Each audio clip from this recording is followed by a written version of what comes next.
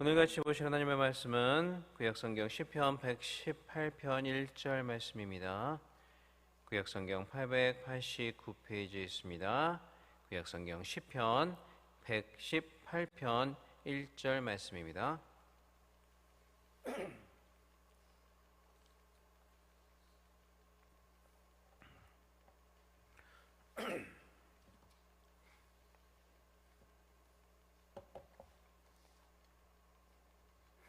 118편 1절 말씀 다 찾으신 줄 알고 한 목소리로 같이 읽겠습니다.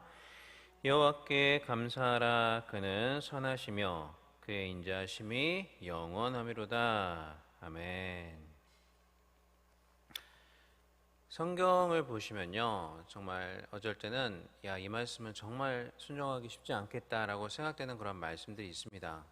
여러분들은 어떤 말씀이 그러신가요?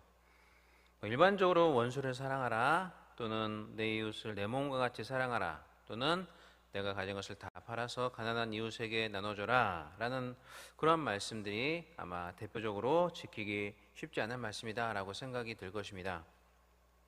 자, 그렇지만 제가 생각하기에 이러한 말씀만큼 어려운, 아니면 어쩌면은 이러한 말씀들보다 더 지키기 어려울 만한 그런 말씀이 있는데요, 그것은 바로 범사에 감사하라는 데살로니가전서 5장 18절의 말씀이 아닌가 합니다. 우리가 잘 아는 말씀이죠. 데살로니가전서 5장 18절 말씀입니다. 범사에 감사하라. 이것이 그리스도 예수 안에서 너희를 향하신 하나님의 뜻이니라. 아멘. 우리는요, 쉽게 하나님께서 성경에서 하지 말라라고 명령하신 것을 하는 것만이 죄다라고 생각하기가 쉬운데요, 성경에서 하라고 명령하신 것을 하지 않는 것도 사실상 하지 말라는 것을 하라는 것과 똑같은 죄라는 것을 우리는 생각을 해야 됩니다. 그러니까 이 말은 범사에 감사라고 하신 이 말씀을 지키지 않으면, 즉 우리가 범사에 감사하지 않으면 그것 역시 하나님께서 하지 말라고 하신 것을 하는 것과 똑같은 죄가 될 수 있다라는 것이죠. 하나님의 명령에 불순종하는 것이 될 수가 있다라는 것입니다. 그렇기 때문에 우리는 정말 범사에 감사하기 위해서 노력하며 살아가야 합니다. 자, 그렇지만 우리는 우리의 경험을 통해서 이러한 말씀에 순종하는 것이 얼마나 어려운 것인가를 이미 잘 알고 있습니다. 일이 잘 풀리거나 내가 원하는 것들을 이루었을 때는 그나마 감사하기 어렵지 않은 것 같습니다. 그러나 사실 우리가 따지고 보면 그러한 상황에서 감사하는 것도 과히 쉬운 일만은 아닙니다. 누가복음 17장에 보시면요, 예수님은 자신들의 병을 고쳐달라고 부르짖는 10명의 나병 환자들을 불쌍히 여기시사 그들의 병들을 다 고쳐주셨습니다. 그러나 고침을 받은 10명의 나병 환자 중에서 단 한 명만 돌아와서 예수님께 감사를 표했다는 것을 우리는 잘 알고 있지 않습니까? 이처럼 아무리 자신에게 좋은 일이 있고 자신이 원하는 것을 얻었다 할지라도 감사를 하는 것은 그렇게 쉽지만은 않습니다. 당장 내가 좋아하는 것을 얻었기 때문에 그것만 보이기 쉬워요. 그러니까 그것을 주신 분에 대한 감사가 쉽게 나오지 않을 수가 있다는 것이죠. 그러니까 그 반대로 정말 이해하기 힘든 고난이 우리에게 닥쳐오거나 또 도저히 감당할 수 없는 환난과 고통에 나를 짓누르게 될 때, 그러한 상황에서 정말 감사하기란 쉽지 않은 것 같습니다. 자, 그렇게 따지고 본다면 범사에 감사하라고 말씀하시는 오늘 본문의 말씀이 정말 어떻게 될까요? 실현 불가능한 말씀일까요? 하나님은 우리에게 실현 불가능한 말씀을 주시면서 이것을 지키라 라고 명령하시는 그러한 하나님이실까요? 그렇게 무리한 것을 요구하시는 하나님이신가요? 이 질문에 대해서 그렇다라고 대답하실 분은 아마 여기에 계시지 않으리라 생각합니다. 자, 그런데도 경험적으로 보았을 때는 도저히 감사할 수 없는 환경이 있는 것 같아요. 정말 힘든 상황 가운데 있는 분들을 우리는 가끔 맞이하게 되지 않습니까? 정말 그런 분들을 만나게 되면 제가 목사로서 그런 분들에게 그럼에도 감사를 하셔야죠. 그럼에도 불구하고 우리가 감사를 하는 것이 하나님의 뜻이 아니겠습니까? 라고 권면을 드려야 되는데 정말 그 말이 차마 나오지 않는 분들이 계시게 해요. 정말 저분은 너무 힘들구나. 정말 이런 말조차 드리기가 너무나도 쉽지 않구나라고 여길 정도로 그렇게 힘든 상황을 맞이하는 분들을 우리가 보게 됩니다. 자, 그렇다면 우리는 이러한 딜레마를 어떻게 해결해야 될까요? 범사에 감사라는 말씀이 있는 것, 그리고 또 동시에 도저히 감사할 수 없는 것 같은 상황이 있는 이러한 두 가지 상충되는 것과 같은 이런 딜레마적인 상황을 우리는 어떻게 해결할 수가 있을까요? 자, 이 딜레마를 해결할 수 있는 유일한 방법이 뭐냐? 바로 나에게 주어진 환경이나 내가 처한 상황을 감사의 조건으로 삼지 않는 데 있습니다. 쉽게 말해서 환경에 내 감사가 좌우되어서는 안 된다는 것입니다. 이 범사에 감사를 하는 데살로니가전서 5장 18절의 말씀은 우리의 감사가 환경이나 상황에 좌우되지 않을 때야 비로소 우리가 순종할 수 있는 말씀이라는 것입니다. 자, 이렇게 환경이나 우리의 상황의 감사의 조건이 아니라면, 감사의 척도가 아니라면, 그러면 과연 무엇이 우리의 감사의 척도가 되어야 되겠습니까? 오늘 본문 말씀이 그것을 우리에게 잘 알려주는데요. 오늘 본문 말씀 다시 한번 읽어보겠습니다. 시편 118편 1절 말씀입니다. 자, 시작. 여호와께 감사하라. 그는 선하시며 그의 인자하심이 영원하미로다. 아멘. 자, 오늘 본문 말씀을 보시면 여호와께 감사하라고 말씀을 하고 있는데요. 왜 우리가 여호와께 감사해야 되냐면 그는 선하시고 그의 인자하심이 영원하기 때문에 감사하라고 말씀합니다. 그러니까 이 말씀은 감사의 척도가 무엇이며 우리의 궁극적인 감사의 원인이 어디 있는지를 잘 말씀해주고 있는 거죠. 바로 하나님의 성품, 그것도 인자하시고 선하신 하나님의 성품에 우리의 감사의 척도가 있어야 된다라는 말씀이 바로 오늘 본문 말씀인 것입니다. 자, 이 말씀이 얼마나 중요한지는요, 이 말씀이 얼마나 자주 성경에 등장하는지를 살펴보면 잘 알 수 있습니다. 이 말씀, 오늘 본문 말씀은 거의 한자도 틀리지 않고 똑같이 시편 106편 1절, 시편 107편 1절, 시편 118편 29절, 시편 136편 1절, 역대상 16장 34절, 역대하 7장 3절, 예레미야 33장 10절, 그리고 에스라 3장 11절 등의 기록이 되어 있습니다. 그리고 완전히 똑같은 단어를 사용하지 않았지만 거의 비슷한 표현으로 하나님이 선하시고 인자하시기 때문에 우리는 그 하나님께 감사해야 된다는 말씀이 구약성경 도처에 많은 곳에서 우리가 발견을 할 수가 있습니다. 그리고 이렇게 환경이 아니라 하나님의 선하시고 인자하신 성품을 우리가 감사의 척도로 삼을 때 우리는 비로소 범사에 감사할 수가 있게 되는 것입니다. 이 우리에게 주어진 환경은요, 좋은 환경도 있어요. 그렇지만 대부분이 좋지 않을 때가 많이 있습니다. 게다가 이 환경과 상황이라는 것은요, 때에 따라서 변하기 마련이에요. 처음에는 우리에게 좋아 보이는 환경이었을지만 환경으로 다가왔는데 그것이 나중에는 좋지 못하게 변하는 경우도 많이 있고요. 또 좋지 못한 상황 같았지만 좋았던 상황으로 변하는 것들도 많이 있습니다. 그렇기 때문에 우리가 환경이나 상황을 우리의 감사의 척도로 삼는다면 우리가 어떤 상황을 받느냐, 좋은 상황이냐 좋지 못한 상황이냐에 따라서 우리의 감사가 달라질 수 있고 또 그 감사의 변화, 좋았다가 좋아지지 않는 그러한 등의 변화에 따라서 우리의 감사가 변화할 수밖에 없게 됩니다. 절대로 범사에 감사할 수가 없게 되는 것이죠. 그렇지만 우리 하나님은 변치 않으시는 분이십니다. 언제나 선하시고 인자하신 분이십니다. 우리에게 좋은 상황이 오던 좋지 못한 상황이 오던 그러한 상황들을 주시는 하나님은 변치 않으시고 한결같이 좋으신 분이란 말이죠.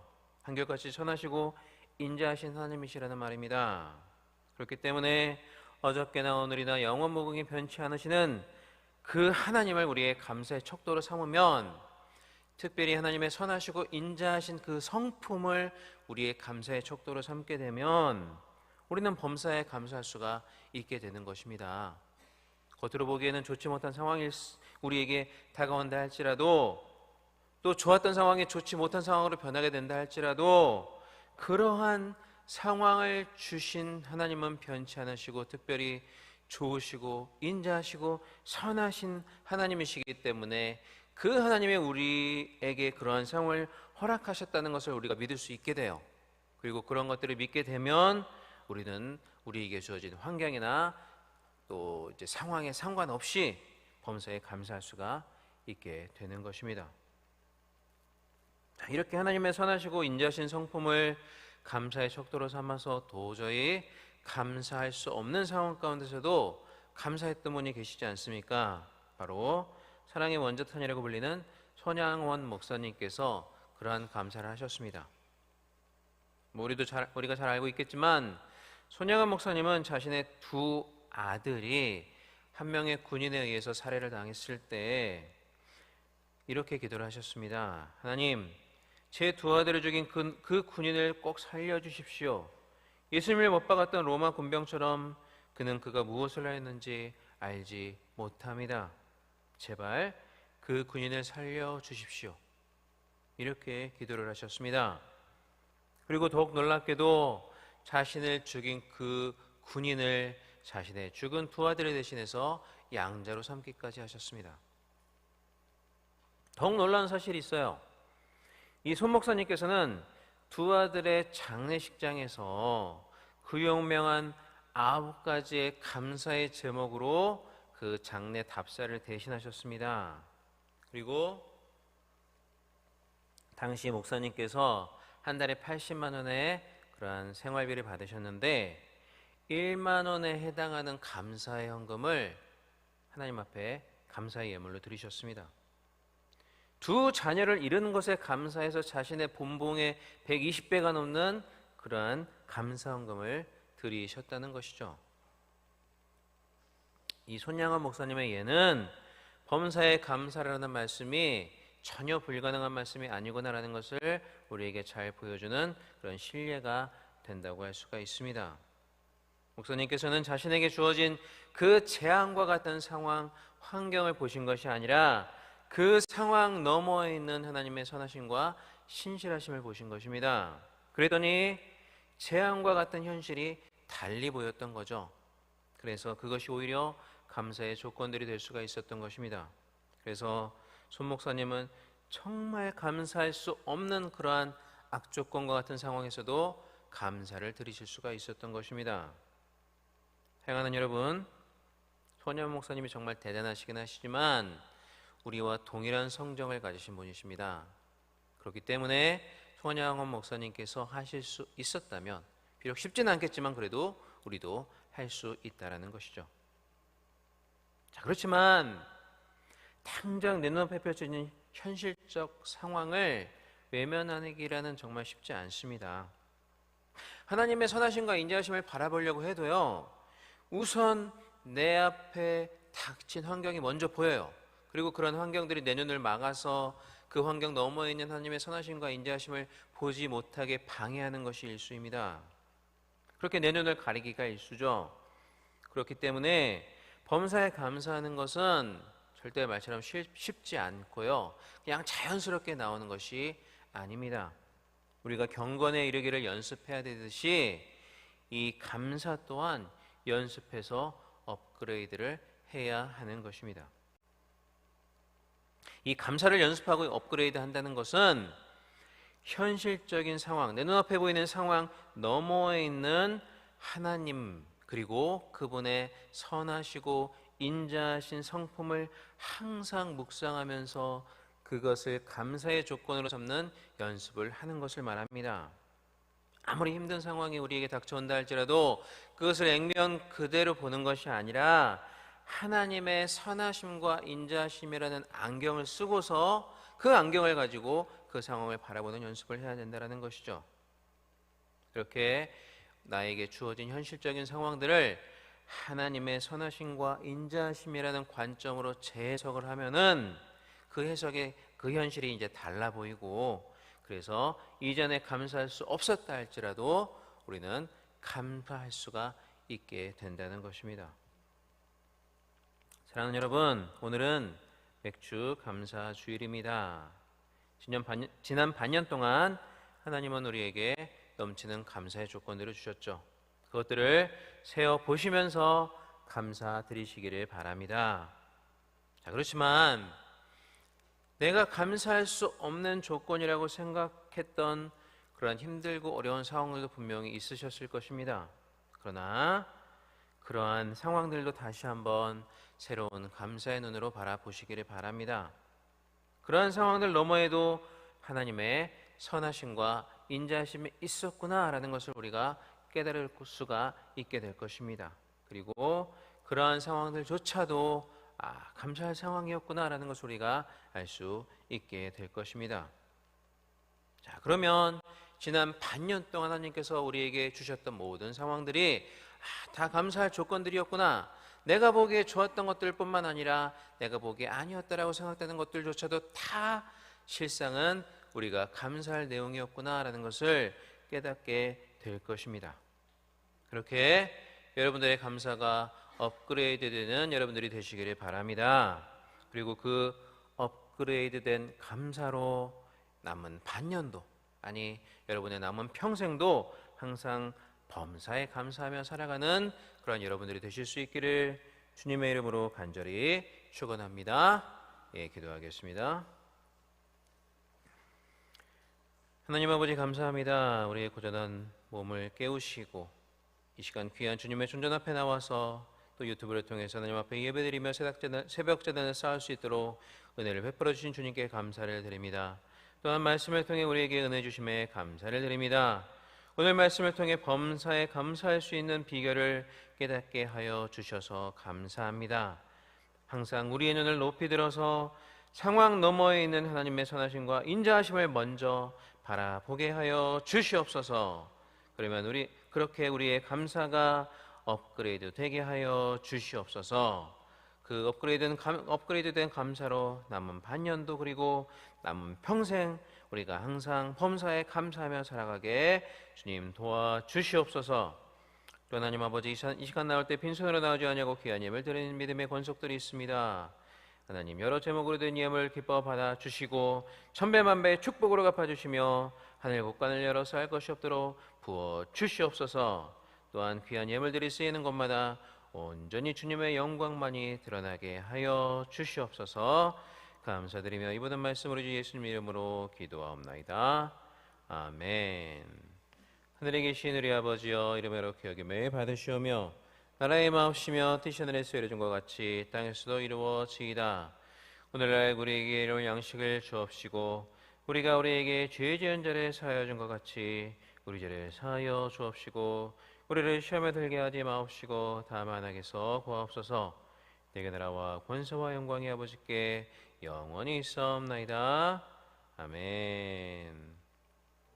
이 시간 우리 다 같이 기도하겠습니다. 합심하여 기도하겠습니다. 먼저 우리 교회와 담임 목사님을 위해서 같이 합심하여 기도해 주시기를 바랍니다. 오늘 예배 가운데 우리 담임 목사님 피곤치 않게 도와주시고 능력의 말씀 잘 선포하실 수 있도록, 갓생 시리즈 말씀 잘 선포하실 수 있도록 우리 담임 목사님을 위해서 체력과 성령의 능력 부어주시기를 위해서 기도해 주시기를 바랍니다. 또 각처에서 드려지는 모든 예배가 신령과 진정으로 드려지며 특별히 맥주 감사 예배로 드려질 때 감사가 넘치는 귀한 예배 될 수 있도록 하나님께서 함께 해달라고 기도해 주시길 바랍니다. 그리고 약속의 말씀과 5가지 기도 제목을 놓고 기도하시고 오늘 우리에게 주신 말씀을 붙잡고 또 여러분들의 각자의 기도 제목을 붙잡고 이 시간 간절히 기도하다 자유롭게 기도하다 돌아가시겠습니다. 이 시간 다 같이 기도하겠습니다. 사랑과 능감나신 우리 하나님 아버지, 은혜와 사랑을 진심으로 감사를 드립니다. 하나님 아버지, 이 시간 우리를 불러주시고 귀한 새벽제단을 쌓을 수 있도록 하나님께서 은혜를 베풀어 주심을 감사를 드립니다. 하나님 아버지, 또한 이 시간 귀한 말씀을 통해서 우리에게 깨닫게 하심을 감사드리며 우리가 합심하여 교회를 위해서 우리 담임 목사님을 위해서 또 같이 기도할 수 있도록 은혜를 주심을 감사를 드립니다. 오늘 귀한 담임 목사님 귀한 말씀을 선포하시며 우리에게 준비하신 말씀을 대언하실 때에 하나님께서 붙들어 주시고 성령과 성령의 말씀을 전하실 수 있도록 성령의 두려움하게 입혀 주시며 귀한 말씀이 강단에서 선포될 때 아멘으로 화답하며 받는 우리가 될 수 있도록 주님 함께하여 주시옵소서. 또한 각 채소에서 드려지는 모든 예배가 감사가 넘치며 신령과 진정으로 되어지는 아름다운 예배 될 수 있도록 주님 함께하여 주시옵소서. 오늘 우리에게 주신 말씀을 통해서 우리가 범사에 감사할 수 있도록 도와주시고, 하나님께서 올 한 해도 우리를 지켜주셨던 것처럼 남은 반년도 주님 지켜주시고 평생을 지켜주시기를 간절히 바랐고 소원합니다. 우리의 기도를 들어주시고 우리의 기도가 반드시 응답되게 하여 주시옵소서.